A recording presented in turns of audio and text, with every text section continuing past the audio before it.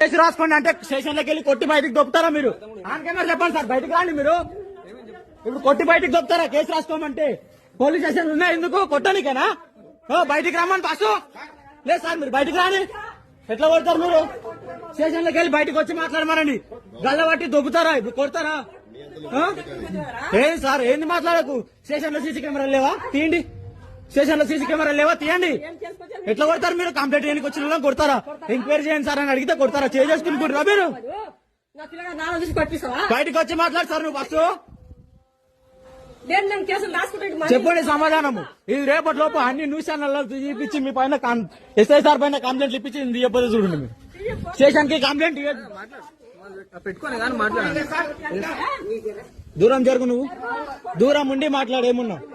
Already on record ఉంది. 4 device వల్ల automatic గా రికార్డ్ అవుతుంది. నువ్వు తీసినా కూడా నువ్వు దూరం జరిగి మాట్లాడు. ఫస్ట్ దూరం జరిగి మాట్లాడు. 4 డివైస్ వల్ల ఆటోమేటిక్ గా రికార్డ్ అవుతుంది. ఇది ఇప్పుడు నన్ను స్టేషన్ లో కంప్లైంట్ కొట్టి బయటికి తోలుతారా? ఆయన పెట్టిన కేసు పైన ఏంది నన్ను ఎంక్వైరీ చేయమని అడిగితే అది నీకేం అవసరం? నువ్వు పెట్టిన కేసు తీసుకున్నా కదా నన్ను కొట్టి అంటే నా మీద ఎంక్వైరీ చేయండి, ఎఫ్ఐఆర్ తీసుకుంటాడా? ఎట్లా తీసుకుంటాడు?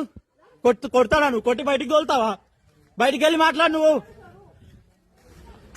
మీరు జనాలను కొట్టడానికే మీరు జీతాలు తీసుకుంటారా గవర్నమెంట్ దగ్గర? ఫోన్ తీసుకోవాలనా? ఫోన్ నేనే ఇస్తాను.